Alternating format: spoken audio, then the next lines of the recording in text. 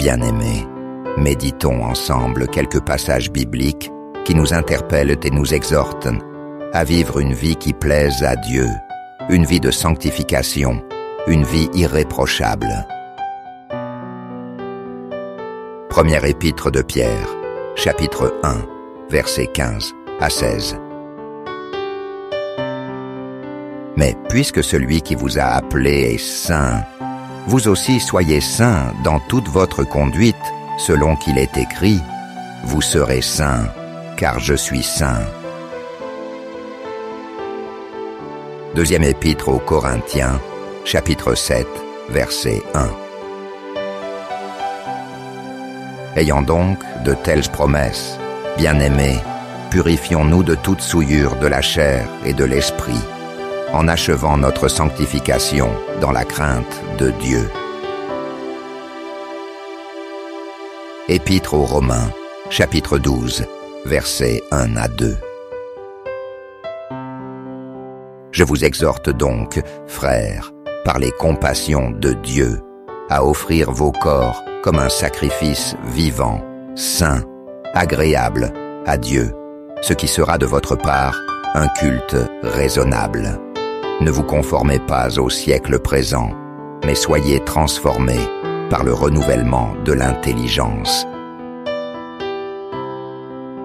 Première épître aux Thessaloniciens, chapitre 4, versets 3 à 4.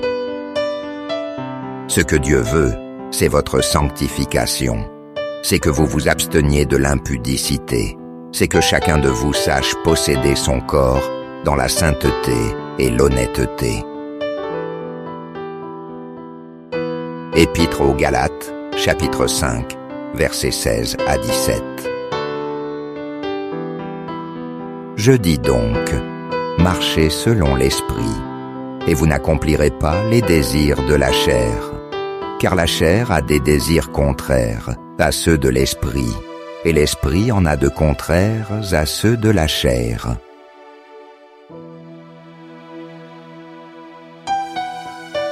Livre des Proverbes, chapitre 1, verset 7. La crainte de l'Éternel est le commencement de la science. Les insensés méprisent la sagesse et l'instruction.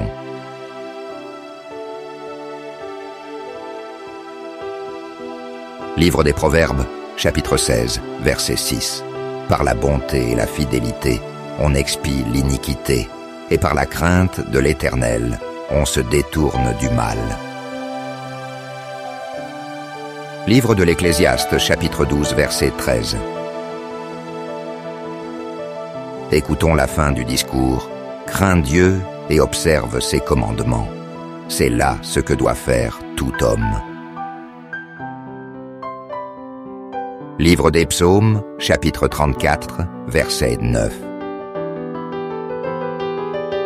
Craignez l'Éternel, vous ses saints, car rien ne manque à ceux qui le craignent. Épître aux Hébreux, chapitre 12, versets 28 à 29. C'est pourquoi, recevant un royaume inébranlable, montrons notre reconnaissance en rendant à Dieu un culte qui lui soit agréable, avec piété et avec crainte, car notre Dieu est aussi un feu dévorant.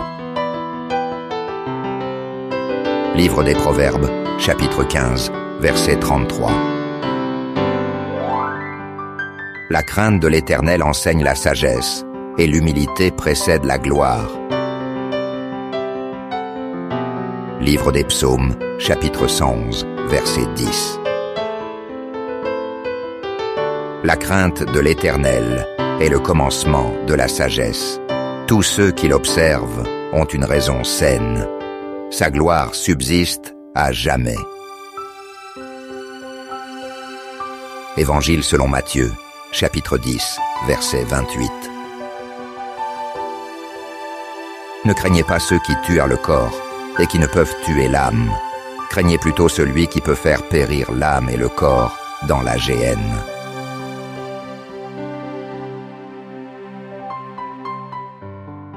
Épître aux Philippiens, chapitre 2, versets 14 à 15.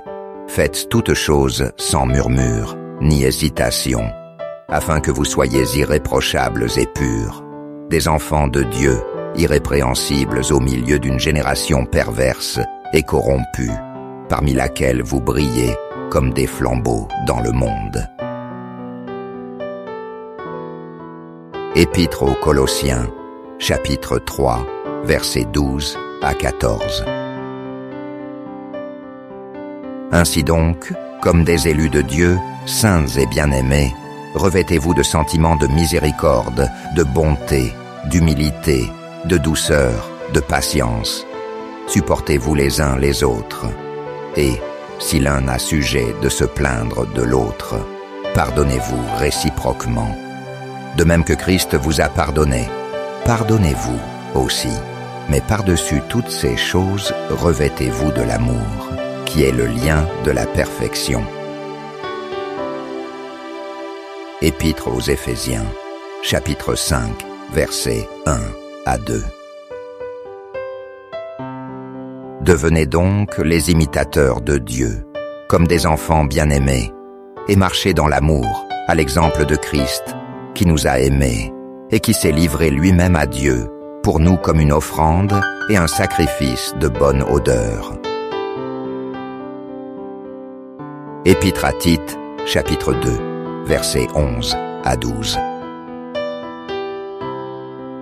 Car la grâce de Dieu, source de salut pour tous les hommes, a été manifestée. Elle nous enseigne à renoncer à l'impiété et aux convoitises mondaines, et à vivre dans le siècle présent, selon la sagesse, la justice et la piété. Première épître à Timothée, chapitre 6, verset 11. Pour toi, homme de Dieu, fuis ces choses, et recherche la justice, la piété, la foi, l'amour, la patience, la douceur. Épître de Jacques, chapitre 9, verset 27. La religion pure et sans tache devant Dieu notre Père consiste à visiter les orphelins et les veuves dans leurs afflictions et à se préserver des souillures du monde. Livre des Psaumes, chapitre 119, versets 1 à 2. Heureux ceux qui sont intègres dans leur voie, qui marchent selon la loi de l'Éternel. Heureux ceux qui gardent ses préceptes, qui le cherchent de tout leur cœur. Première épître aux Thessaloniciens, chapitre 5, versets 22 à 23. Abstenez-vous de toute forme de mal, que le Dieu de paix vous sanctifie lui-même tout entier, et que tout votre être, l'esprit, l'âme et le corps, soient conservés irrépréhensibles lors de l'avènement de notre Seigneur Jésus-Christ. Première épître de Jean, chapitre 3, verset 3. Quiconque a cette espérance en lui se purifie, comme lui-même est pur. Livre des Proverbes, chapitre 4, versets 23 à 27. Garde ton cœur plus que toute autre chose, car de lui viennent les sources de la vie. Éloigne de ta bouche la fausseté, éloigne de tes lèvres les détours, que tes yeux regardent en face, et que tes paupières se dirigent devant toi. Considère le chemin par où tu passes, et que toutes tes voies soient bien réglées. N'incline ni à droite ni à gauche, et détourne ton pied du mal. Épître aux Éphésiens, chapitre 5, versets 8 à 10. Autrefois, vous étiez ténèbres, et maintenant vous êtes lumière dans le Seigneur. Marchez comme des enfants de lumière, car le fruit de la lumière consiste en toutes sortes de bonté, de justice et de vérité. Examinez ce qui est agréable au Seigneur. Première épître de Jean, chapitre 1, versets 6 à 7. Si nous disons que nous sommes en communion avec lui et que nous marchions dans les ténèbres, nous mentons et nous ne pratiquons pas la vérité. Mais si nous marchons dans la lumière, comme il est lui-même dans la lumière, nous sommes mutuellement en communion, et le sang de Jésus son Fils nous purifie de tout péché. Épître aux Romains, chapitre 6, versets 12 à 13. Que le péché ne règne donc point dans votre corps mortel, et n'obéissez pas à ses convoitises. Ne livrez pas vos membres au péché, comme des instruments d'iniquité, mais donnez-vous vous-même à Dieu, comme étant vivants de mort que vous étiez, et offrez à Dieu vos membres, comme des instruments de justice. Épître aux Hébreux, chapitre 12, verset 14. Recherchez la paix avec tous, et la sanctification, sans laquelle personne ne verra le Seigneur. Première épître aux Corinthiens, chapitre 10, verset 13. Aucune tentation ne vous est survenue qui n'ait été humaine, et Dieu, qui est fidèle, ne permettra pas que vous soyez tentés au-delà de vos forces, mais avec la tentation, il préparera aussi le moyen d'en sortir, afin que vous puissiez la supporter. Épître aux Romains, chapitre 8, versets 12 à 13. Ainsi donc, frères, nous ne sommes point redevables à la chair, pour vivre selon la chair. Si vous vivez selon la chair, vous mourrez. Mais si par l'Esprit vous faites mourir les actions du corps, vous vivrez. Épître aux Colossiens, chapitre 3, versets 5 à 8. Faites donc mourir les membres qui sont sur la terre, l'impudicité, l'impureté, les passions, les mauvais désirs et la cupidité qui est une idolâtrie. Épître de Jacques, chapitre 4, versets 7 à 8. Soumettez-vous donc à Dieu, résistez au diable, et il fuira loin de vous. Approchez-vous de Dieu, et il s'approchera de vous. Nettoyez vos mains, pécheurs, purifiez vos cœurs, hommes irrésolus. Épître aux Romains, chapitre 6, verset 22. Mais maintenant, étant affranchis du péché et devenus esclaves de Dieu, vous avez pour fruit la sainteté et pour fin la vie éternelle. Épître aux Galates, chapitre 2, verset 20. J'ai été crucifié avec Christ, et si je vis, ce n'est plus moi qui vis, c'est Christ qui vit en moi. Si je vis maintenant dans la chair, je vis dans la foi au Fils de Dieu, qui m'a aimé et qui s'est livré lui-même pour moi. 45. Apocalypse, chapitre 22, verset 11. Que celui qui est injuste soit encore injuste, que celui qui est souillé se souille encore, et que le juste pratique encore la justice, et que celui qui est saint se sanctifie encore. Épître aux Hébreux, chapitre 10, verset 10. C'est en vertu de cette volonté que nous sommes sanctifiés par l'offrande du corps de Jésus-Christ, une fois pour toutes. Épître de Jacques, chapitre 1, verset 27. La religion pure et sans tache devant Dieu notre Père consiste à visiter les orphelins et les veuves dans leurs afflictions et à se préserver des souillures du monde. Première épître de Jean, chapitre 2, versets 15 à 17. N'aimez point le monde, ni les choses qui sont dans le monde. Si quelqu'un aime le monde, l'amour du Père n'est point en lui. Car tout ce qui est dans le monde, la convoitise de la chair, la convoitise des yeux et l'orgueil de la vie, ne vient point du Père, mais vient du monde. Épître aux Romains, chapitre 8, verset 6. Et l'affection de la chair, c'est la mort, tandis que l'affection de l'esprit, c'est la vie et la paix. Deuxième épître à Timothée, chapitre 2, verset 22. Fuis les passions de la jeunesse et recherche la justice, la foi, l'amour, la paix, avec ceux qui invoquent le Seigneur d'un cœur pur. Livre des Psaumes, chapitre 37, versets 23 à 24. L'Éternel affermit les pas de l'homme quand il prend plaisir à sa voie. S'il tombe, il n'est pas terrassé, car l'Éternel lui prend la main.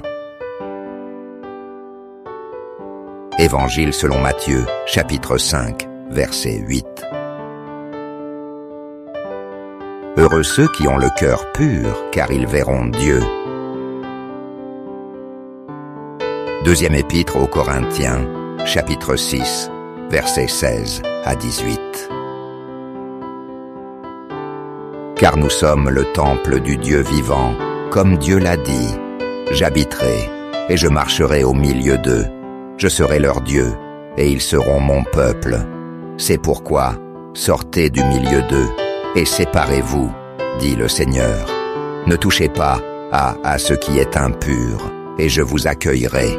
Je serai pour vous un père, et vous serez pour moi des fils et des filles, dit le Seigneur Tout-Puissant. Livre des Psaumes, chapitre 84, verset 11. Car l'Éternel Dieu est un soleil et un bouclier. L'Éternel donne la grâce et la gloire. Il ne refuse aucun bien à ceux qui marchent dans l'intégrité. Livre de Jérémie, chapitre 15, versets 19 à 20. C'est pourquoi ainsi parle l'Éternel. Si tu te rattaches à moi, je te répondrai, et tu te tiendras devant moi. Si tu sépares ce qui est précieux de ce qui est vil, tu seras comme ma bouche. C'est à eux de revenir à toi, mais ce n'est pas à toi de retourner vers eux. Je te rendrai pour ce peuple comme une forte muraille d'airain. Ils te feront la guerre, mais ils ne te vaincront pas, car je serai avec toi pour te sauver et te délivrer, dit l'Éternel. Épître aux Hébreux, chapitre 4, verset 15. Car nous n'avons pas un souverain sacrificateur qui ne puisse compatir à nos faiblesses. Au contraire, il a été tenté comme nous en toutes choses, sans commettre de péché. Première épître de Pierre, chapitre 2, versets 21 à 22.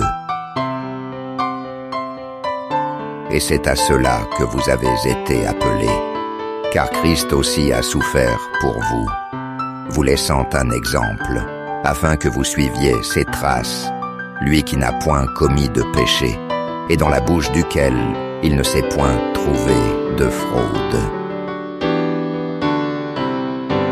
Épître aux Galates, chapitre 5, verset 24. Ceux qui sont à Jésus-Christ ont crucifié la chair avec ses passions et ses désirs. Livre des Psaumes, chapitre 24, versets 3 à 4. Qui pourra monter à la montagne de l'Éternel? Qui s'élèvera jusqu'à son lieu saint? Celui qui a les mains innocentes et le cœur pur, celui qui ne livre pas son âme au mensonge et qui ne jure pas pour tromper. Épître aux Hébreux, chapitre 10, verset 22. Approchons-nous avec un cœur sincère, dans la plénitude de la foi, les cœurs purifiés d'une mauvaise conscience, et le corps lavé d'une eau pure. Épître aux Colossiens, chapitre 1, verset 10. Marchez d'une manière digne du Seigneur, pour lui plaire, à tous égards, portant des fruits en toutes sortes de bonnes œuvres et croissant par la connaissance de Dieu. Épître aux Philippiens, chapitre 1, versets 9 à 11. Et ce que je demande dans mes prières, c'est que votre amour augmente de plus en plus, en connaissance et en pleine intelligence, pour le discernement des choses les meilleures, afin que vous soyez purs et irréprochables pour le jour de Christ, remplis du fruit de justice qui est par Jésus-Christ, à la gloire et à la louange de Dieu. Apocalypse, chapitre 3, verset 5. Celui qui vaincra sera revêtu ainsi de vêtements blancs.